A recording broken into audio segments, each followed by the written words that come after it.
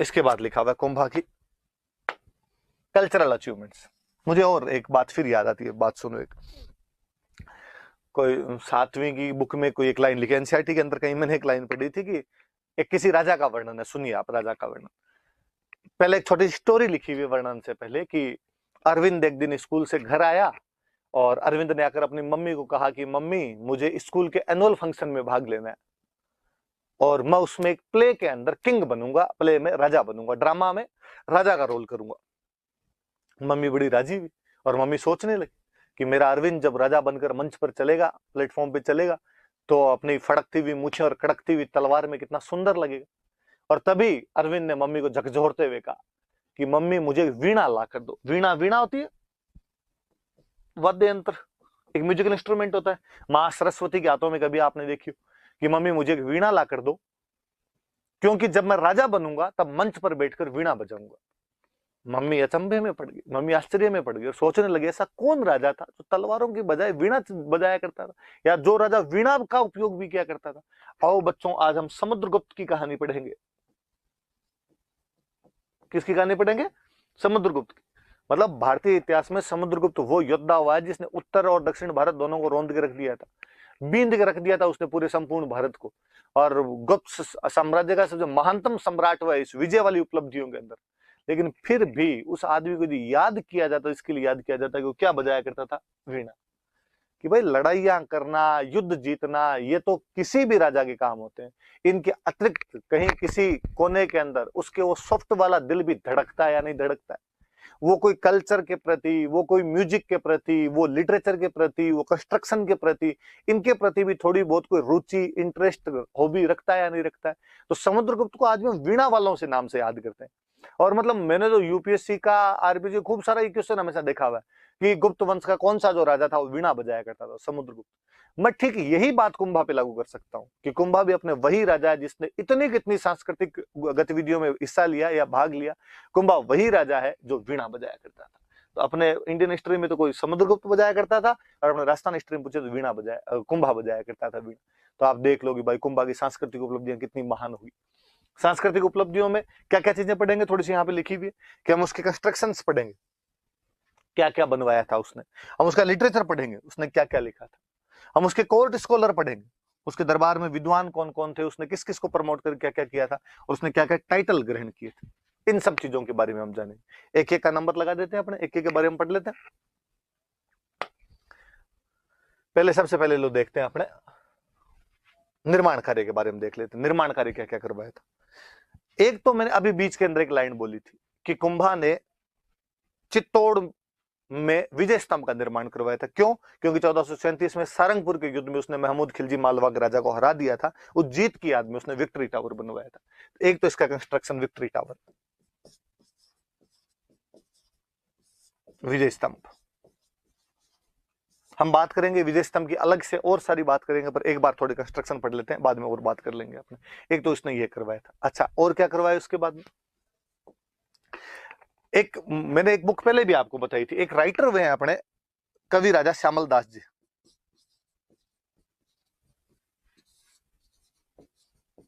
कवि राजा श्यामल दास जी नाम करके एक राइटर हुए, और कवि राजा श्यामल दास जी ने एक बुक लिखी है वीर विनोद। और वीर विनोद में कवि राजा श्यामल दास जी लिखते हैं कि मेवाड़ में टोटल 84 फोर्ट्स है, उनमें से 32 केवल कुंभा ने बनवाए। 84 में से 32 किलो का निर्माण यदि किसी ने करवाया है तो वो कुंभा ने करवाया। अब वो सारे 32 तो अपने पढ़ने से रहे, लेकिन जो मुख्य मुख्य किले वो मैं बताता हूं जो इसने बनवाए थे। इसने कुंभलगढ़ का किला बनवाया था, कुंभा ने। एक बसंतगढ़ का किला बनवाया, एक मचान का किला बनवाया, एक भोमट का किला बनवाया। कुंभलगढ़ का किला राजसमंद डिस्ट्रिक्ट लगती है, अलग से पढ़ लेंगे, इनकी थोड़ी थोड़ी जानकारी अपने अलग से और देखेंगे। बसंतगढ़ और मचान दोनों सिरोही में। भोमट, भोमट का क्षेत्र अपने उदयपुर में भीलों वाला जो इलाका है वो है। ये दोनों किले। मचान का किला इसलिए बनवाया था क्योंकि कोई मेर जाति थी, वो यहाँ पे उपद्रव करती थी, वो यहाँ पे अनरेस्ट किया करती थी, उनको दबाने के लिए मचान का किला बताया गया। मेरी पहली क्लास याद करो, मैंने पहले ही बताया था, मेदपाट का नाम कहीं ना कहीं मेर, मेद या मेऊ की वजह से, तो कोई मेर जाति थी वो यहाँ पे तंग किया करती थी, इसलिए इनको कंट्रोल में करने के लिए कौन सा किला बनाया गया था? मचान। मैंने बताया भोमट वाला भीलों के क्षेत्र में, इसलिए भीलों को कंट्रोल करने के लिए कोई किला बनाया गया था, वो था भोमट। तो चित्तौड़ में विजय स्तंभ बनवाया था। कवि राजा श्यामल दास जी कहते हैं कि वीर विनोद नाम की अपनी किताब में कि कुंभा ने 84 में से 32 किले और बनवाए थे। उन 32 किलों में से राजसमंद में आपका कुंभलगढ़, आपके सिरोही में बसंतगढ़ और मचान, और आपके एक ये भोमट वाला किला, ये मुख्य मुख्य से याद रखना, ये तो बनवाए थे।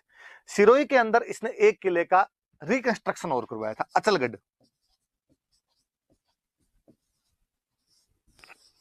सिरोही में पुराना बना हुआ किला, परमारों का बनाया हुआ किला था, ये इसका 1452 में 1452 के अंदर इसका रिकंस्ट्रक्शन करवाता है, इसको यहाँ पर दोबारा बनवाता है। तो ये भी थोड़ा सा याद रख लेना कि रिकंस्ट्रक्शन कौन से किले को, अचलगढ़ मुझे याद है, ये बार अलग से पूछ लिया था कि कौन से किले का उसने पुनर्निर्माण करवाया था, रिकंस्ट्रक्शन करवाया था, तो अचलगढ़ का उसने रिकंस्ट्रक्शन करवाया था। अब और है जो उसके अलावा और क्या कि ये विजय स्तंभ हो गया, ये आपके किले हो गए, और क्या बनवाया इसने? तो इसके बाद में कुंभा ने मंदिर बनवाए। हालांकि ये सारे शिव जी के भक्त हुआ करते थे, लेकिन उसके बावजूद कहते हैं, कुंभा के लिए कहते हैं कि कुंभा विष्णु भगवान को ही उतना ही मानता था, और कुंभा ने विष्णु भगवान की याद में एक मंदिर बनवाया, कुंभ श्याम। कुंभ श्याम मंदिर भी कहते हैं, कुंभ स्वामी मंदिर भी कहते हैं। कुंभ स्वामी मंदिर भी इसको कहा जाता है। तो एक कुंभ स्वामी का मंदिर 3 जगह पे बनवाए थे। राजधानी कौन सी? चित्तौड़गढ़, यहां पर बनवाया। कुंभलगढ़ में कौन सा किला है? कुंभलगढ़, यहां पर बनवाया। और कौन से किले का पुनर्निर्माण करवाया? अचलगढ़, तो यहां पर बनवाया। कुंभ स्वामी विष्णु भगवान का मंदिर है, कितनी जगह पे बनवाए? 3 जगह पे। कौन कौन सी जगह है? चित्तौड़गढ़, कुंभलगढ़ और अचलगढ़ के अंदर कुंभा ने ये मंदिर बनवाए थे आप। फिर उसने चित्तौड़गढ़ के अंदर एक मंदिर और बनवाया, श्रृंगार चौरी।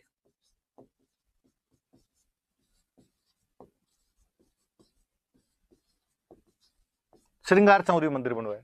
ये क्या है श्रृंगार चौरी मंदिर? के वास्तव में जैनों का एक मंदिर है, जैनों के एक तीर्थंकर वे शांतिनाथ जी, तो ये शांतिनाथ जी का मंदिर है,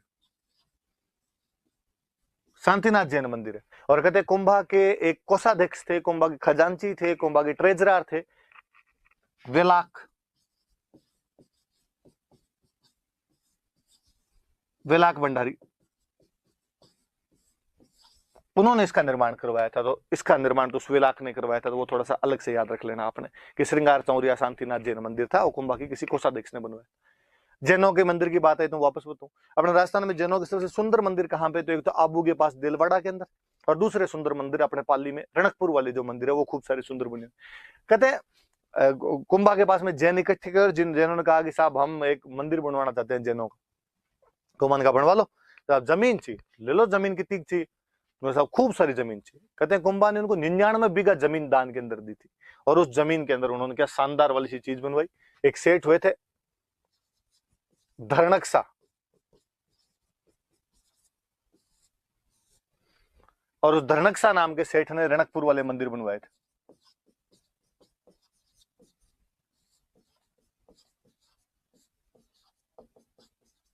रणकपुर जैन मंदिरों का निर्माण करवाया था। तो ये कुंभा के टाइम के कुछ कुछ मुख्य निर्माण कार्य हैं, वापस देख लेना आप। कुंभा के टाइम के विजय स्तंभ बनवाया था। कवि राजा श्यामल दास जी कहते हैं वीर विनोद में कि उसने 84 में से 32 किले बनवाए थे। कौन कौन से मुख्य मुख्य? राजसमंद में कुंभलगढ़, अचलगढ़ और मचान दुर्ग सिरोही में, जिनमें मचान मेरों पर नियंत्रण के लिए, उदयपुर में भोमट, भोमट भीलों पर नियंत्रण के लिए। एक किले का पुनर्निर्माण करवाया था सिरोही में, और वो किला आपका अचलगढ़ 1452 में। ये किला पुराने टाइम का परमारों को बनाया हुआ था किला था। फिर उसने कुंभ स्वामी मंदिर, विष्णु भगवान का मंदिर है, 3 जगह बनवाया, चित्तौड़गढ़ में, कुंभलगढ़ में और अचलगढ़ के अंदर बनवाया। फिर उसने चित्तौड़गढ़ में श्रृंगार चौरी मंदिर उसी के टाइम में बना था, शांतिनाथ जी भगवान है उनका ये मंदिर है, और वेलाक नाम का कोई जैन था उसने ये बनवाया था, कुंभा के कोषाध्यक्ष हुआ करते थे। और धरणकसा ने रणकपुर जैन मंदिर का निर्माण करवाया था, धरणकसा ने। और ये जो रणकपुर जैन मंदिर है, ये रणकपुर आपके पाली के अंदर पड़ता है, धरणकसा नाम के सेठ थे, उन्होंने बनवाए थे। पर इसके लिए पैसे जो सॉरी जमीन दान में दी थी, कुंभा ने दी थी, 99 बीघा जमीन का दान किया था। इनमें थोड़ी थोड़ी चीजें मैं अलग अलग थोड़ी सी इनकी और बताता हूं आपको। चलो पहले मैं आगे वाले थोड़ी और बातें बता दूं, फिर इनके बारे में थोड़ा, विजय स्तंभ के बारे में आपको, कुंभलगढ़ के बारे में थोड़ा थोड़ा डिस्क्राइब और करूंगा, वहां आपको रणकपुर वाले मंदिरों के बारे में और बता देंगे आपको। पहले थोड़ी आगे वाली बातें और कर लेते हैं। साहित्य, लिटरेचर, मैंने भी बताया कुंभा वीणा बजाया करता था, इसका मतलब कुंभा म्यूजिक के अंदर रुचि रखता है। तो उसने म्यूजिक की खूब सारी किताबें लिखी, संगीत की खूब सारी किताबें लिखी, और कहते हैं कि उसके जो संगीत के गुरुजी थे उनका नाम था सारंग व्यास।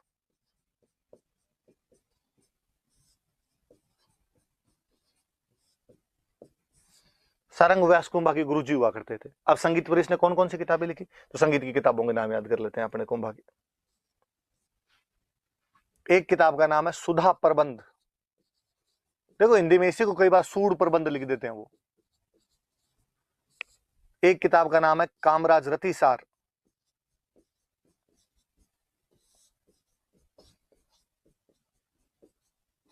एक किताब का नाम है संगीत सुधा,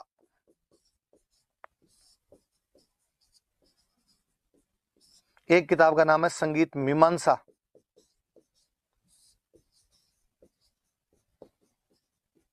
एक किताब का नाम है संगीत राज, और सबसे मुख्य किताब भाई यही है संगीत राज।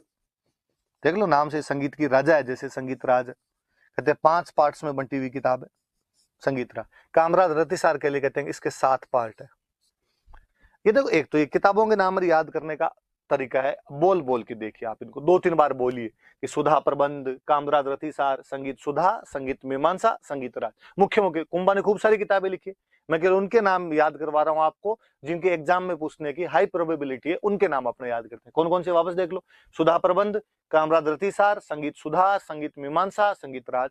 वापस देखो कौन कौन सी, सुधा प्रबंध, कामराज रतिसार, संगीत सुधा, संगीत मीमांसा, संगीत राज।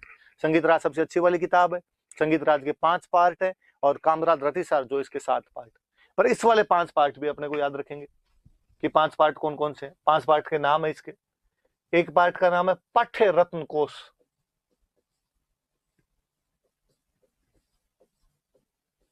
एक अगले का नाम है गीत रत्न कोश, फिर अगले का नाम है नृत्य रत्न कोश, फिर अगले का नाम है वाद्य म्यूजिक इंस्ट्रूमेंट वाला रत्न कोश, और एक का नाम है रस रत्न कोश।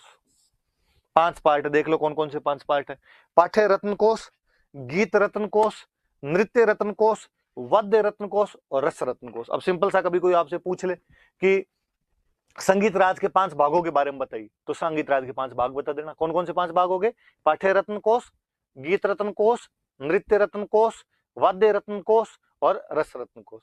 और वैसे याद नहीं रहे तो कुंभ कहने का मतलब ये था कि पहले तो पढ़ो भाई, तो पाठ्य रत्न कोश, फिर उसने कहा पढ़ लिया अब गाओ, तो गीत रत्न कोश, उसने गा लिया तो अब गाने के साथ साथ डांस और करो, तो उसने कहा नृत्य रत्न कोश, फिर उसने कहा बजाओ म्यूजिक इंस्ट्रूमेंट और बजाओ, तो वाद्य रत्न कोश, और उसने कहा ये करोगे तो मजा आ जाएगा, रस मिलेगा आपको, तो रस रत्न कोश। तो पाठ्य, गीत, नृत्य, वाद्य और रस रत्न कोश किसके भाग है, संगीत राज के भाग है। ये तो कुंभा ने खुद ने सीधी सीधी सी किताबें लिखी थी। कौन कौन सी वापस देख लो, सुधा प्रबंध, कामराज रतिसार, संगीत सुधा, संगीत मीमांसा, संगीत राज। संगीत राज के 5 पार्ट कौन कौन से, पाठ्य रत्न कोश, गीत रत्न कोश, नृत्य रत्न कोश, वाद्य रत्न कोश और रस रत्न कोश। अब घुमाने का मैंने तो लिखी है, लिखी है, अपने से पहले भी किसी ने संगीत पे काम किया है कि नहीं किया है, लोगों का सब किया है, ये कैसे हो सकता है कि पहले नहीं किया हो, पहले भी खूब सारे लोगों ने संगीत पर काम किया। कुंभा ने कहा लाओ देखे कौन कौन सी किताबें, दिखाओ मुझे। किसी ने लाके कुंभा को एक किताब दिखाई, का सबसे अच्छी किताब जो संगीत पर लिखी है वो सर ये है, गीत गोविंद, जयदेव की बुक थी, पुराने टाइम में संगीत पर लिखी हुई बहुत अच्छी बुक थी। कहा सर ये है, कुंभा ने पढ़ी, कुंभा ने पढ़ गया, यार मजा आ गया, किताब तो शानदार वाली है। तो मैंने कहा यार मैं तो इंटेलिजेंट आदमी, इतनी बड़ी बुक पढ़ गया, तुम लोग इतनी बड़ी बुक पढ़ भी नहीं सकते, तो मैं काम करता हूं, तो मैं इसके शॉर्ट्स नोट्स तैयार करके दे देता हूं। तो कुंभा ने ये जो बुक थी इसका एक छोटा रूप लिखा था, और उस छोटे रूप को कहते हैं रसिक प्रिया। देखो मैंने बताया था कि रसिक प्रिया में हमीर को वीर राजा कहा गया, पुराने टाइम में हमने पढ़ा था।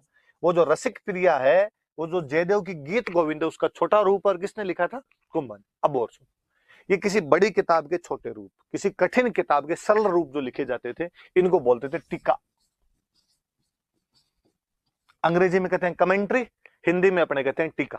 किसी बड़ी किताब का छोटा रूप, किसी कठिन किताब का असल रूप। तो मैं ये कह सकता हूं कि रसिक प्रिया गीत गोविंद की कमेंट्री है, रसिक प्रिया गीत गोविंद की टीका है। गीत गोविंद ओरिजिनली बुक किसकी? जयदेव की। इसकी कमेंट्री किसने लिखी? तो कुंभा ने। कमेंट्री का नाम क्या है? तो रसिक प्रिया नाम है इसका।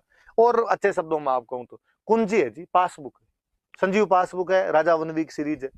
किसी बड़ी चीज का छोटा रूप, किसी कठिन चीज का सरल रूप है। कुंभन का और कोई लाओ देखे, और कोई किताब हो का साहब? हाँ, और अच्छी किताब है।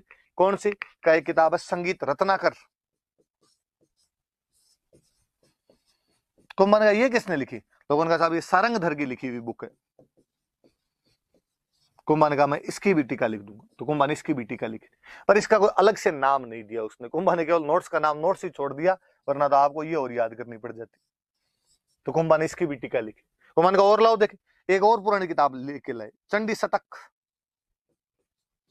बाण भट्ट की किताब है, आप पढ़ोगे। महाराज हर्षवर्धन जो हुए थे, हर्षवर्धन के दरबारी कवि थे बाण भट्ट, जिनकी किताबें अपने को मिलती है, आगे आप पढ़ोगे इसके अंदर हर्षचरित कादम्बरी नाम की कोई किताब है। तो उनके टाइम में चंडी शतक उन्होंने बुक और लिखी थी बाण भट्ट ने, इस किताब की भी टीका लिखी, इसका भी एक्सप्लेनेशन दिया, इसकी भी कमेंट्री दी, इसकी भी व्याख्या की। तो कुंभा ने 3 किताबों की टीकाएं लिखी, गीत गोविंद जो कि जयदेव की बुक है, संगीत रत्नाकर जो कि सारंगधर की बुक है, चंडी शतक जो कि बाण भट्ट की बुक है। और जयदेव वाली गीत गोविंद पे जो टीका लिखी उसका उसने एक अलग से नाम दिया, और जो अलग से नाम था उस नाम को उसने क्या कर दिया? रसिक प्रिया कर दिया, औरों का उसने नाम नहीं दिया। कहते हैं कुंभा ने 4 नाटक और लिखे थे, सब चीजों में, संगीत में, नृत्य में, नाटकों में, सब चीजें जानने वाला आदमी था। और इनमें तो और है कि जो 4 नाटक लिखे थे अलग अलग भाषाओं में और है, संस्कृत में तो थे ही, संस्कृत और मेवाड़ी इनमें तो थे ही। इसके अलावा कुंभा कहते कन्नड़ आती थी और उसको मराठी आया करती थी। भाई संस्कृत तो उस टाइम ज्यादातर जानते थे, वो मेवाड़ का था तो मेवाड़ी भी जानता था, पर कन्नड़ और मराठी और लिखी थी। उसके नाटकों के अंदर एक की लैंग्वेज कन्नड़ और एक की लैंग्वेज मराठी और मिलती, 4 नाटक और लिखे थे उसने। तो इस प्रकार कुंभा अलग अलग सब विधाओं का ज्ञाता था, सब प्रकार के डायमेंशन के अंदर था। तो कुंभा की ये सब किताबें भाई आप याद रखना कि कुंभा ने खुद ने संगीत की कौन कौन सी किताबें लिखी। तो मैंने बताया आपको, सुधा प्रबंध, कामराज रतिसार, संगीत सुधा, संगीत मीमांसा, संगीत राज। फिर संगीत राज के 5 भाग याद करना, पाठ्य रत्न कोश, गीत रत्न कोश, नृत्य रत्न कोश, वाद्य रत्न कोश और रस रत्न कोश। 3 टीकाएं लिखी, जयदेव की गीत गोविंद पर, सारंगधर की संगीत रत्नाकर पर, और चंडी शतक की बाण भट्ट की चंडी शतक पर। और जयदेव वाली गीत गोविंद का एक अलग से नाम, और उसका नाम क्या है? रसिक प्रिया। उसने 4 नाटक लिखे थे, वो कई भाषाएं जानता था, उसे मेवाड़ी आती थी, उसे मराठी आती थी, उसे कन्नड़ आया करती थी। तो हमने कुंभा की 2 चीजों के बारे में पढ़ा, कुंभा के निर्माण कार्य और कुंभा के साहित्य के बारे में हमने जाना। आगे और देखते हैं अपने क्या क्या बातें। आगे लिखा कुंभा के कोर्ट स्कॉलर, उसके दरबारी विद्वान। इतिहासकार थोड़ा गलत लिख दिया यहाँ पे, विद्वान लिखा जाना था, सही शब्द विद्वान होता है। उसके दरबारी विद्वान कौन कौन? विद्वान आदमी खुद है, तो उसके बाद और खूब सारे विद्वान आएंगे। तो कहते कुंभा के दरबार में खूब सारे विद्वान भी थे। तो कौन कौन वो लोग थे, उन्होंने क्या क्या किया था उनके बारे में। तो एक बंदे का, इनके अलग अलग किताब पढ़ते थे। एक बंदा है जिनका नाम है कान्हय व्यास।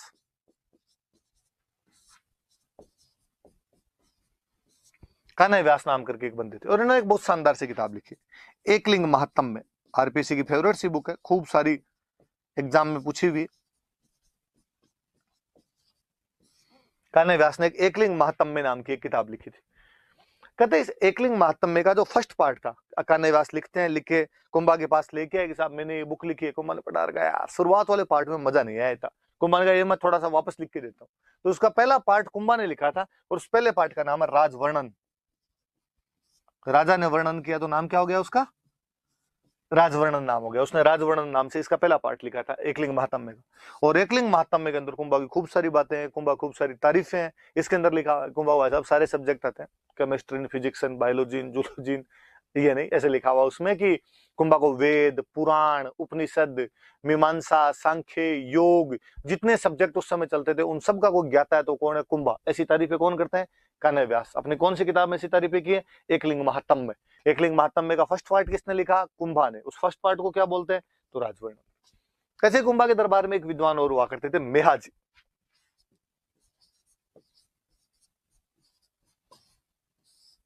मेहाजी के नाम के, मेहाजी तीर्थ यात्रा करने वाले टाइप के आदमी, इधर उधर तीर्थ यात्रा पे जाते रहते थे। कहते हैं कि कई दिन मेहाजी दिखे नहीं, एक दिन मेहाजी आए तो कुंभा ने पूछा मेहाजी इतने दिन कहाँ थे? तो कुंभा ने कहा कि साहब मैं तीर्थ यात्रा करने के लिए गया हुआ था। तो कहाँ कहाँ जाके बताओ, तो उन्होंने खड़े होकर बताया, मैं यहाँ जाके आया, यहाँ जाके। फिर को मैंने कहा यार रुको यार, अब कितने बताओगे, आप तो खूब जगह घूम के आ गए, कितनी जगह घूम के? तो उन्होंने कहा 120 तीर्थ करके आए, 120 मंदिर देख के आए अलग अलग। तो एक काम करा, नोट्स बना के लाओ, मैं पढ़ लूँ। तो उन्होंने किताब लिखी तीर्थों के बारे में, इसलिए उस किताब का नाम है तीर्थमाला। 120 तीर्थों का वर्णन है, खूब सारी बातें। रणकपुर वाले जैन मंदिर की खूब सारी बातें बताते हैं, और वो कहते हैं रणकपुर वाला जैन मंदिर तो इस दिन नींव लग रही थी ना, मैं वहीं था।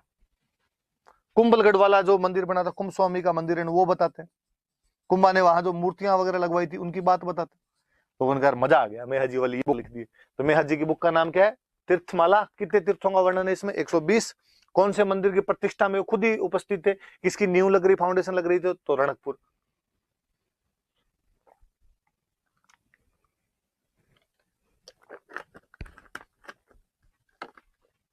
दो तो ये हो गए आपके, दो कौन कौन से हुए? एक तो कन्हैया व्यास, कन्हैया व्यास ने कौन सी किताब लिखी? एकलिंग महात्म में। एक कौन से हुए? मेहाजी, और मेहाजी ने कौन सी बुक लिखी अपने? तीर्थमाला। कितने तीर्थ है? 120 तीर्थों का वर्णन। फिर और इसके अलावा फिर एक राइटर हुए हैं मंडन। अब इनके बारे में थोड़ा सा जानने वाली सी बात हो रही। मंडन कौन थे? तो अभी मैंने बताया कि कुंभा ने कुछ किले बनवाए थे, मैंने राजसमंद में किला बताया था कुंभलगढ़। तो कुंभलगढ़ मंदिर का जो कुंभलगढ़ के किले का जो आर्किटेक्ट है, कुंभलगढ़ के किले का जो वास्तुकार है, आर्किटेक्ट को भाई अपने हिंदी में बोलते हैं वास्तुकार। जो वास्तुकार है वो कौन था? मंडन। तो मंडन मकान बनाने वाला आदमी है, मतलब वो मान कहा कि मंडन जी मकान तो बनाते ही हो, साथ में लिखो और कैसे कैसे मकान बनाए जाते हैं, इनके बारे में डिस्क्रिप्शन दो, हमें नोट्स तैयार करके दो। फिर मंडन ने किताबें लिखी भी। मंडन की किताबें कौन कौन सी है वो देख लेते हैं। मंडन ने किताबें लिखी, देवमूर्ति प्रकरण, और किताबें लिखी इन्होंने प्रासाद मंडन,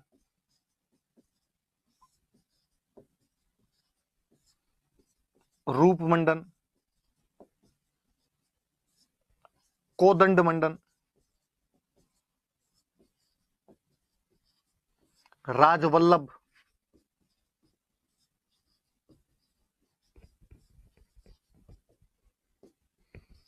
ये खूब सारी सी किताबें लिखी उन्होंने। देवमूर्ति प्रकरण, राजवल्लभ, प्रासाद मंडन, रूप मंडन, कोदंड मंडन, अलग अलग सब प्रकार की जितनी प्रकार की किताबें हो सकती थी। वास्तु सार एक किताब लिखी इन्होंने। ये तो मुख्य मुख्य मुख्य किताबें याद रख लेना, ये ज्यादा पूछी हुई है। वास्तु सार, देवमूर्ति प्रकरण और राजवल्लभ।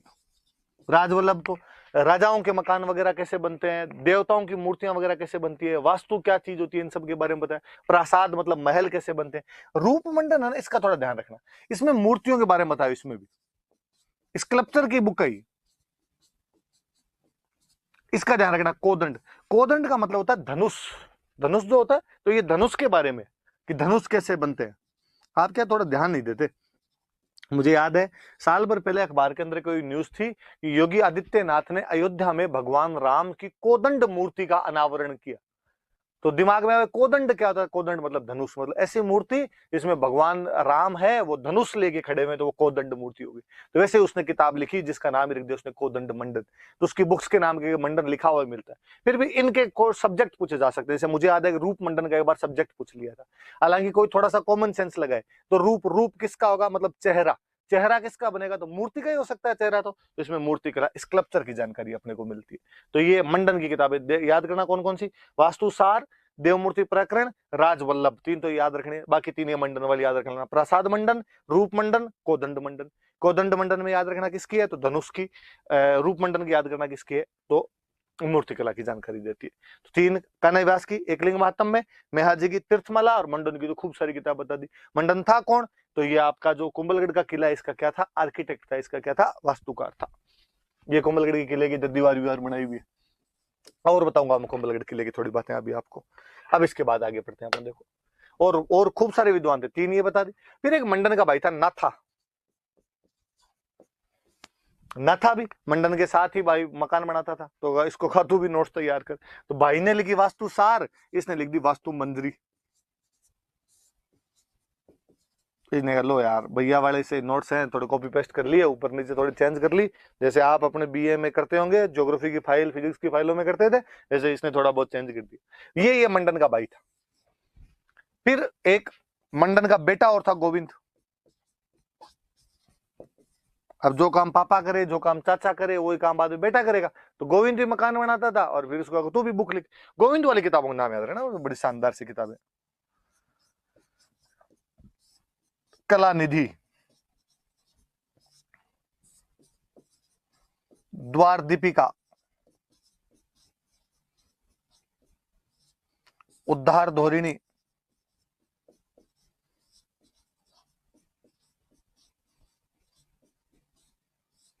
और ये तीन मुख्य मुख्य सी, पहले ये याद करो।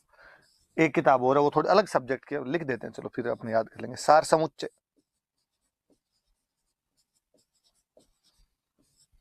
कला निधि सबसे इंपॉर्टेंट है, याद रखना, क्वेश्चन इसी का पूछा जाएगा, कला निधि का। कला निधि वो बुक है जो बताती है कि मंदिरों के जो शिखर होते हैं वो कैसे बनाए जाने चाहिए। ये जो होता है इसको शिखर बोलते हैं। ये कैसे बनाया जाना चाहिए, एकमात्र भारतीय किताब है जो केवल शिखरों पर डिपेंड है, जो केवल शिखरों का डिस्क्रिप्शन देती है। वो किताब कौन सी है? कला निधि। और वो किसने लिखी थी? तो गोविंद ने लिखी थी। तो याद रखना भाई, कला निधि के बारे में कोई पूछ सकता है मुझे। 2013 में एक प्री का तो क्वेश्चन ही था, कला निधि पुस्तक का लेखक कौन है या कला निधि किसने लिखी थी, ऐसा कोई क्वेश्चन था। द्वार दीपिका नाम पता चल रहा है, दरवाजे के बारे में, तो दरवाजों के बारे में। उद्धार धोरिणी, उद्धार करने वाली, उद्धार मतलब दोबारा बनाने किसी चीज को, तो रिकंस्ट्रक्शन से संबंधित किताब है उद्धार धोरिणी। अब मंडन और उसका बेटा गोविंद, ये दोनों वास्तुकार है, मतलब आर्किटेक्ट है, किताबें लिखते हैं, मतलब राइटर है, और दोनों डॉक्टर और थे, वेद जी और थे। कहते हैं मंडन ने भी एक किताब लिखी थी वैद्य मंडन, जिसमें बीमारियों के बारे में बताया था, और इसने भी एक किताब लिखी थी सार समुच्चय। इसमें आयुर्वेद की जानकारी है पूरी। आयुर्वेदा जो होता है, बाबा रामदेव वाला आपने, इसकी पूरी जानकारी दी हुई है, कैसे बीमारियां होती है, कैसे उनकी दवाइयां बनती है, उन सब की जानकारी इसके अंदर दी हुई। तो ये गोविंद वाली तो भाई चारों ज्यादा इंपॉर्टेंट किताबें, याद रखना। कला निधि देवताओं के मंदिरों के शिखरों के बारे में, द्वार दीपिका दरवाजों के बारे में, उद्धार धोरिणी रिकंस्ट्रक्शन के बारे में, सार समुच्चय बीमारियों के आयुर्वेद के बारे में। पिता ने लिखी थी वैद्य मंडन, वेद मंडन लिख दिया उसने आगे, और इसने आयुर्वेद के लिए कौन सी लिख दी थी? सार समुच्चय की। सार है इस समुच्चय के अंदर क्या क्या है, सब आप पढ़ लेना, आप पढ़ लेना। तो ये थोड़े राइटर हुए। तो मुख्य मुख्य तो ये आपके कौन कौन से हो गए थे? कान्हा व्यास हो गए, मेहाजी हो गए, फिर मंडन हो गया, मंडन का भाई नाथा हो गया, और मंडन का बेटा कौन हो गया? गोविंद हो गया आपके। फिर तो आगे सीधे सीधे से नाम कि कुंभा खुद की बेटी थी रमाबाई, और रमाबाई भी अपने पिताजी की तरह संगीत में खूब ही रुचि रखती थी। और रमाबाई को एक उपाधि और मिली थी, टाइटल मिला हुआ था, टाइटल का नाम था वागीश्वरी। रमाबाई का टाइटल था वागीश्वरी नाम करके, रमाबाई को एक टाइटल मिला था। और रमाबाई को जावर, मैंने बताया जावर में चांदी निकलती थी, वो जावर वाला इलाका रमाबाई को दिया था। कहते हैं रमाबाई की शादी हुई थी, बाद में पति की डेथ हो गई थी, वापस आके रहने लग गए थे। तो बाद में जब वापस यहाँ के रहने लग गए तो कहा कि भाई अब इसके रहने के लिए कोई व्यवस्था की जाए। तो जावर से आज के बाद जितना रेवेन्यू मिलेगा वो किसको दे दिया जाए? रमाबाई को रेवेन्यू दे दिया जाए। तो ये एक बड़ी बात है। इसका मतलब ये हुआ कि उस समय के राजतंत्र में राज परिवार की महिलाओं के पास में इकोनॉमिक राइट्स हुआ करते थे।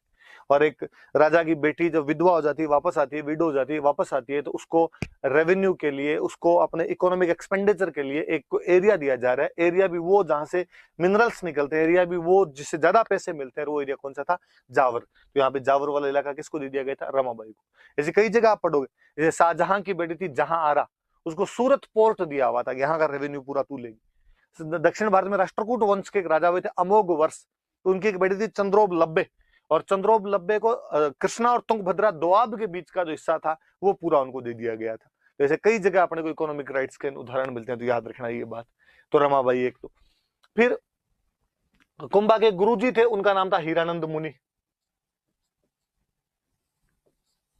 ये कुंभा के गुरुजी थे हीरानंद मुनि नाम करके। फिर कुंभा के दरबार में एक थे तिल्ला भट्ट। 2013 वाले एग्जाम में तिल्ला भट्ट का भी नाम था, पूछा हुआ था, कुंभा के विद्वान पूछे हुए थे।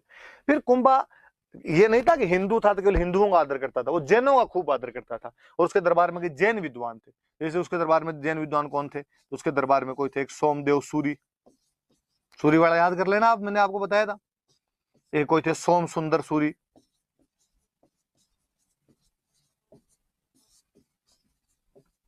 एक थे जय शेखर, एक थे भुवन कीर्ति,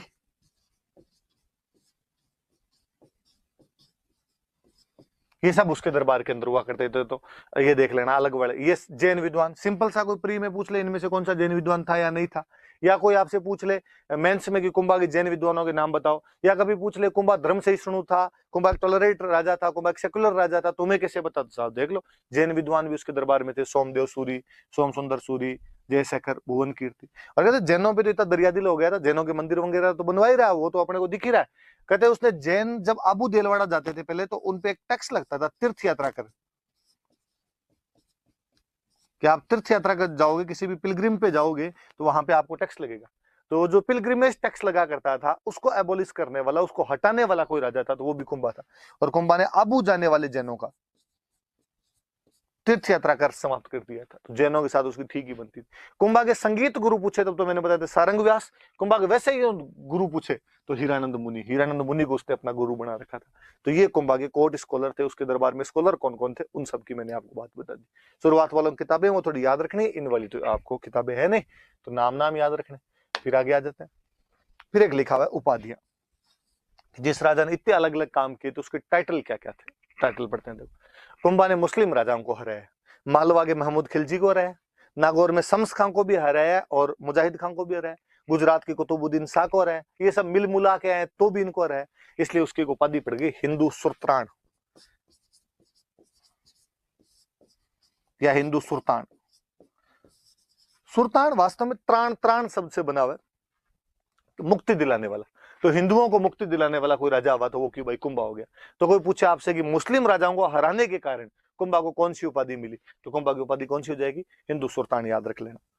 फिर और कुंभा की एक उपाधि अभिनव भट्टाचार्य।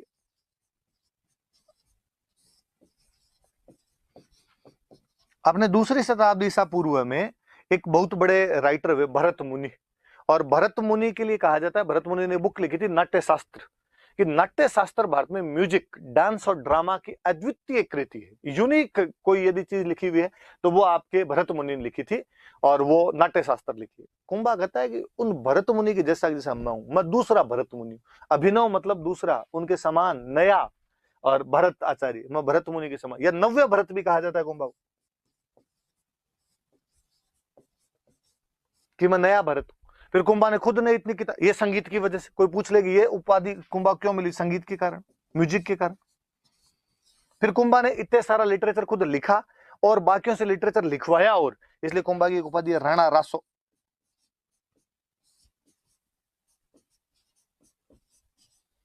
तो उपाधि कौन सी होगी, राणा रासो। फिर कुंभा पहाड़ी किलों पे कब्जा कर लेता है कहीं पे, तो कुंभा की उपाधि मिलती है हाल गुरु। हिली फोर्ट्स पे कब्जा करने वाला था, इसलिए हाल गुरु को उपाधि मिलती है। कुंभा धनुष बहुत अच्छा चलाता है, इसलिए कुंभा की उपाधि मिलती है चाप गुरु। चाप ऐसे होता है, धनुष आपका, धनुष चलाने वाला। अच्छा, वो बहुत अच्छा आर्चर था, आर्चर था, इसलिए उसका नाम क्या पड़ गया, चाप गुरु नाम पड़ गया। कुंभा कहता है मैं शिव जी एकलिंग जी को तो मानता ही हूं, मैं विष्णु भगवान का और भक्त हूं, इसलिए उसकी दो उपाधि और मिलती। एक मिलती है परम भागवत, भागवत का मतलब विष्णु भगवान ही होता है। और एक उसकी उपाधि मिलती है आदि वरा, वरा का मतलब विष्णु भगवान। आप एंशिएंट पढ़ोगे तो और पढ़ोगे कि आदि वरा की उपाधि अपने गुर्जर प्रतिहारों ने धारण की थी, परम भागवत वाली उपाधि अपने गुप्त राजाओं ने, जबकि वो भी विष्णु भगवान के बहुत बड़े भक्त थे। तो ये कुंभा की सारी उपाधि याद रखना। मुस्लिम राजाओं को हराने के कारण हिंदू सुल्तान, संगीत की जानकारी कारण अभिनव भट्टाचार्य कर दो या नव्य भट्ट कर दो, साहित्य लिटरेचर की वजह से राणा रासो, हिली फोर्स जीत लिए, पहाड़ी किले जीत लिए, हाल गुरु, आर्चर है बहुत अच्छा, धनुष बहुत अच्छा चलाता है, चाप गुरु, विष्णु भगवान का बहुत बड़ा फॉलोवर है, विष्णु भगवान को मानता है, तो परम भागवत और आदिवर। ये सब कुंभा के बारे में हम सब बातें पढ़ रहे थे, कुंभा क्या चीज है क्या नहीं। अब लो थोड़ा सा आगे, मैंने बीच बीच में जो कुछ छोड़ दी थी मैंने कहा बाद में बताऊंगा, उनके बारे में और बता देता हूं। जैसे अभी मैंने एक बात की थी आपको विजय स्तंभ की, एक वो बात छोड़ दी थी, विजय स्तंभ क्या है क्या नहीं है, हम बात कर लेते हैं यहीं पे। विजय स्तंभ की बातें करते हैं। क्यों बनाया गया 1437 में, सारंगपुर के युद्ध में कुंभा ने मालवा के महमूद खिलजी को हरा दिया था, इसलिए उसने क्या बनवाया, विजय स्तंभ। विक्ट्री, जीत के बाद बनाया, इसलिए विक्ट्री टावर। कोई विक्ट्री जब होगी तो उसके बाद किसी भी राजा की फेम बढ़ेगी या कम होगी? निश्चित रूप से फेम बढ़ेगी, पॉपुलैरिटी मिलेगी। पॉपुलैरिटी बढ़ी, इसलिए इसका एक नाम हो रहा है कीर्ति स्तंभ।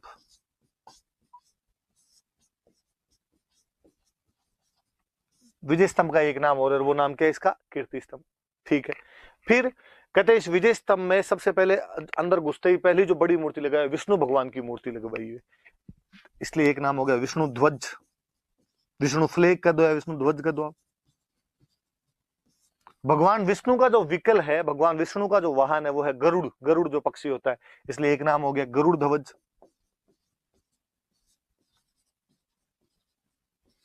गरुड़ ध्वज हो गया। कहते हैं इसकी सारी मंजिलों में, ये इधर वाला फोटो विजय स्तंभ का ही, इसकी सारी जो मंजिलें हैं इनके अंदर मूर्तियां लगाई हुई है, इसलिए इसका एक नाम हो गया म्यूजियम ऑफ आइडल्स।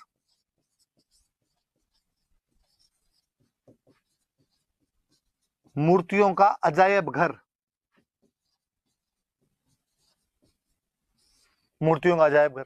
और एक नाम हो गया इसका encyclopedia of Indian sculpture.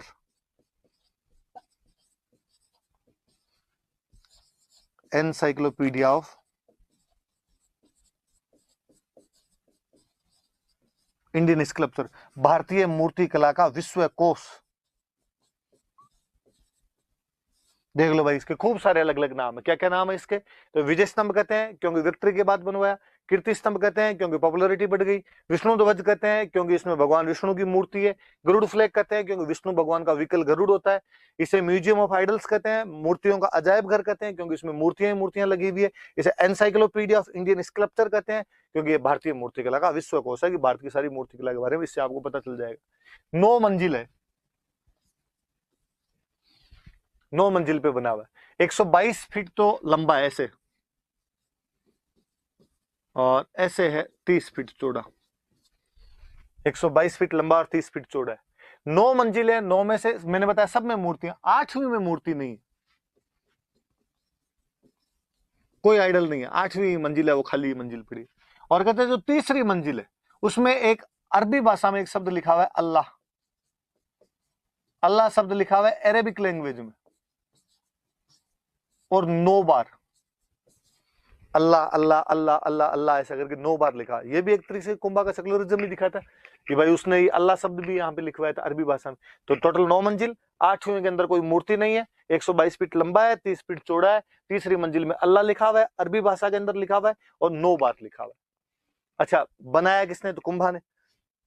Architect कौन थे इसके? आर्किटेक्ट कौन थे इसके? वास्तुकार कौन थे? नाम थे जेता, पुंजा, पोम्मा और नापा। ये तीनों जेता के बेटे थे। पोमा, पुंजा और नापा जो थे इसके तीनों बेटे थे। 5वीं मंजिल के अंदर इन बाप बेटों के सबके नाम लिखे हुए। कहते हैं इसके ऊपर वाली जो मंजिल थी वो एक बार टूट गई थी, इसलिए बाद में एक महाराणा हुए स्वरूप सिंह बनवाया कुंभा ने था, और स्वरूप सिंह जी ने इसके ऊपर वाली मंजिल दोबारा बनवाई थी, तो वो इसके रिकंस्ट्रक्ट करवाने वाले हो गए। उन्होंने एक तरीके से इसका रिकंस्ट्रक्शन करवा दिया। कहते हैं कि जब इस कीर्ति स्तंभ को, इस विजय स्तंभ को जब जमस्टोड ने देखा, तो जमस्टोड ने कहा यार कुतुब मीनार तो इसका कुछ ही नहीं है, तो इसकी तुलना यदि किसी के साथ करता है, जमस्टोड किसी के साथ इसकी तुलना करता है तो कुतुब मीनार के साथ।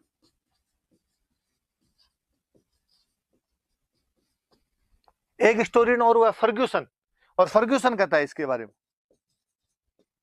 कि रोम के अंदर एक टावर है टार्जन टावर, ये उससे भी ज्यादा अच्छा है।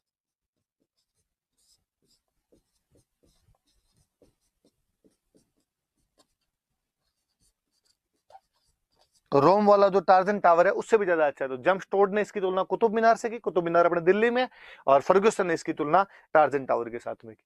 और कहते हैं जब आजादी का आंदोलन चल रहा था तो अपने भारत के एक बहुत बड़े क्रांतिकारी हुए वीर सावरकर, और वीर सावरकर ने एक संगठन बनाया था अभिनव भारत।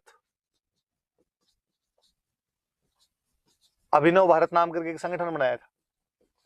कहते हैं उस अभिनव भारत के ऑफिस में अपने विजय स्तंभ का तस्वीर लगाई हुई थी कि जो भी बंदा आएगा उसको अभिनव भारत के सामने हाथ रख के कसम खानी पड़ेगी कि जिस प्रकार कुंभा ने अपने विदेशी शत्रुओं को, अपने विदेश शत्रुओं से देश की रक्षा की थी, उसी प्रकार हम अभिनव भारत के सदस्य अंग्रेजों से देश की रक्षा करेंगे।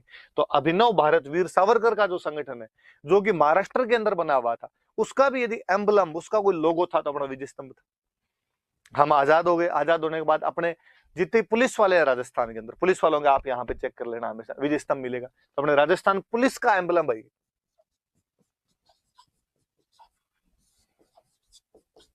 और आप अपने राजस्थान बोर्ड की कोई भी बुक देखना, उस राजस्थान बोर्ड की बुक के ऊपर भी यदि कोई फोटो आपको मिलेगा तो इसी का मिलेगा आपको। आरबीएससी की बुक्स पर इसका फोटो मिलेगा, इसका मतलब आरबीएससी का भी एम्बलम है। तो ये वीर सावरकर के संगठन, आपके अभिनव भारत, हमारी राजस्थान पुलिस और हमारा Rajasthan board of secondary education, Rajasthan माध्यमिक शिक्षा बोर्ड, इन सब का प्रतीक चिन्ह, इनका लोगो, इनका एम्बलम कोई है तो वो ये है आपका कीर्ति स्तंभ। और तो और आजादी के बाद में जब पोस्टल स्टैंप जारी कर रहे थे, डाक टिकट जारी कर रहे थे, कहते सबसे पहला डाक टिकट यदि राजस्थान में किसी बिल्डिंग पर जारी किया गया तो यही है। तो पहला डाक टिकट जारी हुआ था इस राजस्थान बनते ही 15 अगस्त 1949 को इस पर डाक टिकट जारी कर दिया गया था। तो कोई पूछेगा राजस्थान में सबसे पहले कौन सी इमारत पर डाक टिकट जारी हुआ था, तो विजय स्तंभ पर सबसे पहले डाक टिकट जारी हुआ था। सारी बातें याद रखना। तो विजय स्तंभ के बारे में नाम क्या क्या है इसके, विजय स्तंभ, कीर्ति स्तंभ, विष्णु ध्वज, गरुड़ ध्वज, मूर्तियों का अजायब घर, भारतीय मूर्तिकला का विश्वकोश। कितने मंजिल का, 9, लंबा कितना 122 फीट, चौड़ा कितना 30 फीट। 8वीं मंजिल में मूर्ति नहीं, 3री मंजिल में अल्लाह लिखा हुआ, कितनी बार, 9 बार। कौन सी भाषा में, अरबी भाषा में। 5वीं मंजिल में वास्तुकारों के नाम, वास्तुकार कौन, जेता, इसके 3 बेटे, पुंजा, पोमा, नापा। बोलना, बोल बोल के देखना, जेता, पुंजा, पोमा, नापा, जेता, पुंजा, पोमा, नापा, तब याद होंगे जो आपके। इसका रिकंस्ट्रक्शन किसने करवाया, तो स्वरूप सिंह ने। जेम्सटोड इसकी कंपैरिजन किससे करता है, कुतुब मीनार। फर्ग्यूसन इसका कंपैरिजन किससे करता है, रोम का टार्जन टावर के साथ कंपैरिजन करता है। अभिनव भारत राजस्थान पुलिस और राजस्थान माध्यमिक शिक्षा बोर्ड का एम्बलम है। और आजादी के बाद सबसे पहली बिल्डिंग जिसपे डाक टिकट जारी किया गया था तो वो अपने विजय स्तंभ थी। विजय स्तंभ पे सबसे पहले डाक टिकट जारी किया गया था। अब मैंने बताया था कोई पिलर लगवाते तो उसके बाहर कुछ ना कुछ एक इंस्क्रिप्शन लिखवाते। इसमें इस इंस्क्रिप्शन में कुंभा की खूब सारी तारीफें की हुई, इसलिए हम उसको बोलने लगे प्रशस्ति। तो कीर्ति स्तंभ प्रशस्ति है। 2 बाप बेटे ने मिलकर लिखी थी,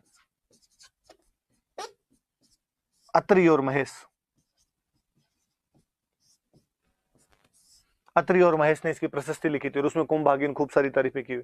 कहते हैं कुंभा ने ये प्रशस्ति लगवाई थी, साथ में एक प्रशस्ति और लगवाई जिसके अंदर एक कीर्ति स्तंभ कितने प्रकार के होते हैं और कैसे कैसे बनते हैं वो तक प्रशस्ति उसने लगा दी थी। तो कितना इंटेलिजेंट आदमी रहा होगा। तो ये सारी विजय स्तंभ की बातें। तो कभी विजय स्तंभ आपसे अलग से कोई मेंस में पूछ ले तो सारी बातें उसकी याद रखना, किस किस प्रकार से क्या क्या आपने को करना है विजय स्तंभ के बारे में। फिर एक चीज मैंने और बताई थी, मैंने कुंभलगढ़ का किला बीच में बताया था आपको, तो उसकी भी थोड़ी बातें बता देता हूँ। काम काम की बातें, वैसे तो कुंभलगढ़ जब पढ़ेंगे तब और पढ़ लेंगे, पर थोड़ी काम काम की सी बातें बता देता हूँ।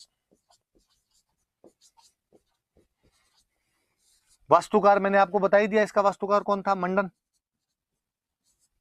इसमें भी एक प्रशस्ति लगी हुई है, वो प्रशस्ति भी, ये अत्रि तो मर गया था, अत्रि के बेटे महेश ने लिखी थी। तो ये तो इसका हो गया वास्तुकार मंडन, तो और इसने लिख दी थी इसकी प्रशस्ति। प्रशस्ति में कुंभा की तारीफ है। इस प्रशस्ति में कुंभा के लिखा हुआ है कि कुंभा धर्म में पवित्रता का अवतार है, इनकारनेशन है रिलीजन और पाइसनेस का। कुंभा कर्ण से भी ज्यादा दानवीर है, कुंभा राजा भोज से भी ज्यादा दानवीर है। ये सब बातें इसके अंदर बताई हुई है आपके कुंभलगढ़ वाले प्रशस्ति में। फिर कुंभलगढ़ में और याद रखने वाली सी बात कि कुंभलगढ़ का किला मेवाड़ और मारवाड़ की बाउंड्री पर है, इसलिए मेवाड़ को भी ध्यान रख सकते हो और मारवाड़ को भी ध्यान रख सकते हो। तो नाम ही पड़ गया मेवाड़ मारवाड़ का सीमा प्रहरी, सिक्योरिटी गार्ड है मेवाड़ मारवाड़ का एक तरीके से। मेवाड़ मारवाड़ का सीमा प्रहरी कहते हैं। फिर कहते हैं इस कुंभलगढ़ किले में सबसे ऊपरी ऊपर वाली जगह भी, ये कुंभलगढ़ वाला किला दिखाया भाई, सबसे ऊपरी ऊपर वाली जगह कटारगढ़, और इसमें कुंभा खुद रहता था और यहां बैठ के पूरा मेवाड़ दिखता है, इसलिए कटारगढ़ को कहा जाने लगा मेवाड़ की आंख।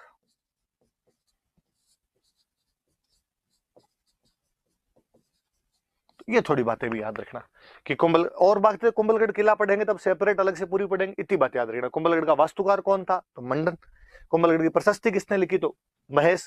कीर्ति स्तंभ वाले दोनों बाप बेटे ने मिलकर लिखी, अत्रि और महेश, ये खाली महेश ने लिखी। और इसी के अंदर कुंभा के लिए कहा गया कि इनकारनेशन ऑफ रिलीजन एंड पाइसनेस, धर्म एवं पवित्रता का अवतार। कर्ण और भोज से भी ज्यादा दानवीर आदमी बताया गया, वो दानवीर था, डोनर था। और ये मेवाड़ और मारवाड़ की बाउंड्री पे, तो security guard of Mewar and Marwar. इसका सबसे ऊपर वाली जगह कटारगढ़, इसमें खुद कुंभा रहता था, इसलिए उसको बोलने लगे मेवाड़ की आंख बोलने लगे। ये इमरजेंसी कैपिटल थी मेवाड़ की, कि जब भी मेवाड़ पे संकट आता तो यहाँ पे रहते थे। तो मेवाड़ की संकट मोचक राजधानी, मेवाड़ की संकटकालीन राजधानी, इमरजेंसी कैपिटल ऑफ मेवाड़ हुआ करती थी कुंभलगढ़। और कुंभलगढ़ की बात, लंबा कितना, चौड़ा कितना, किसने क्या कहा इसके बारे में, वो सब चीजें हम इसके बाद पढ़ेंगे। अब ये बातें आपको बतानी थी, ये तो मैंने आपको बता दी। अब एक चीज और देखना, मैंने अभी विजय स्तंभ के बारे में आपको खूब सारी इतनी सारी अलग अलग बातें बताई। विजय स्तंभ ये है, विजय स्तंभ को कीर्ति स्तंभ भी कहते हैं। अक्सर स्टूडेंट के दिमाग में एक बात हो रहती है कि सर कीर्ति स्तंभ तो दूसरा है, ये वाला कीर्ति स्तंभ नहीं है चित्तौड़ के किले के अंदर, ये तो विजय स्तंभ है, आप इसको कीर्ति स्तंभ क्यों बोल रहे हो? तो सुनना, दो अलग अलग चीजें। कुंभा वाला विजय स्तंभ है, उसको भी कीर्ति स्तंभ कहते हैं, और चित्तौड़ के किले में एक कीर्ति स्तंभ और है जो अलग से है, वो जैनों ने बनवाया था, वो अलग है, वो कुंभा वाला नहीं। कुंभा वाला 9 मंजिल का है, वो वाला 7 मंजिल का है। कुंभा वाला जाके अब आपका 1448 के आसपास बना है, वो आपकी 12वीं शताब्दी के अंदर बनवाया हुआ किला है। कुंभा वाला आपके जो विष्णु भगवान को समर्पित है, वो वाला भगवान आदिनाथ, जैनों के जो पहले भगवान हुए आदिनाथ या ऋषभ देव जी हुए हैं, उनको समर्पित है वो अपने आप में, तो आदिनाथ जी को समर्पित है वो वाला जो, तो उसको आदिनाथ मॉन्यूमेंट ही कहते हैं, आदिनाथ पिल्लर ही कहा जाता है। और इसको अपने विष्णु को समर्पित है, इसलिए इसको अपने बोलते हैं विष्णु ध्वज बोलते हैं।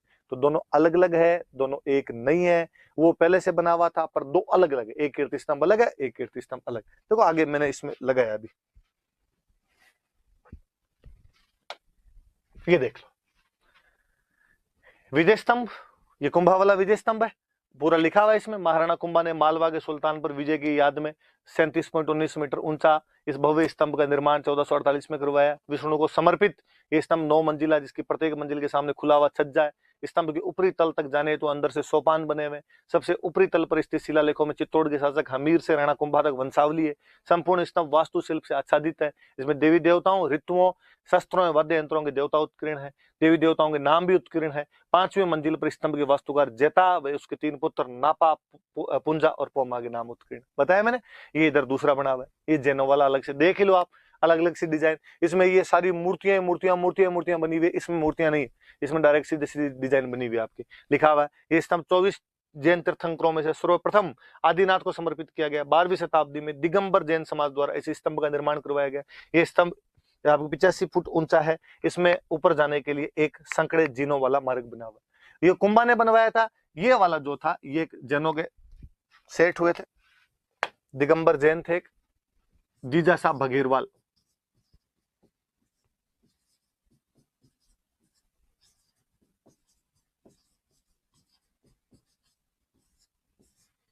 ये वाला जीजा साहब भगीरवाल ने बनवाया था आपके। तो ये दोनों अलग अलग है भाई, याद रखना। ये कहते हैं 9 मंजिल का है, ये कहते हैं 7 का है। कोई नीचे वाले इस जगती को गिनता नहीं तो 6 मंजिल लिख देते हैं, बाकी इस जगती को नीचे वाली गिना जाए तो ये 7 मंजिल हो जाती है इसकी। ये वाला विष्णु भगवान को समर्पित है, ये वाला जो है वो आपके आदिनाथ जी को समर्पित है। तो ये सब अलग अलग, दोनों अलग अलग चीजें भाई, याद रख लेना। अब वो जैनों वाली वो बात याद है तो रणकपुर वाला मंदिर मैंने वैसे आपको बता ही दिया, कुंभा ने 99 बीघा जमीन दी थी रणकपुर वाले मंदिरों के लिए, और ये बनवाए थे जीजा साहब भगीरवाल ने, वो बनवाए थे धरणक शाह ने। जैसे ये आदिनाथ जी को समर्पित है, वैसे उसमें भी आदिनाथ जी वाला मंदिर सबसे अच्छा है रणकपुर वाले जैन मंदिरों में भी। और उस मंदिर का अलग से नाम है, उस मंदिर का नाम है चौमुखा मंदिर। आदिनाथ जी की जो मूर्ति है चतुर्मुखी मूर्ति है, इसलिए उसको चौमुखा मंदिर कहते हैं। उसका जो वास्तुकार है वो है देपाक। कहते हैं उस रणकपुर वाले, ये रणकपुर में है ना, ये चित्तौड़ की बातें कर रहे थे हम, ये बात आ गई साथ में आदिनाथ जी की, इसलिए हम बताने लगे। इस चौमुखा मंदिर में 1444 पिलर है, इसलिए इसका नाम ही पड़ गया है म्यूजियम ऑफ पिलर्स, स्तंभों का अजायब घर भी इसको कहा जाता है। तो ये वाला चौमुखा मंदिर भी इस बहाने थोड़ा सा याद रख लें। ये भाई कुंभा जी खूब लंबा चौड़ा सा है, ढंग से याद करनी पड़ेगी एक एक चीजें आपके, तब जाके आपको याद होगा, तब जाके चीजें कंटेस्ट हो पाएगी। धन्यवाद, अगली क्लास में अपने और पढ़ेंगे।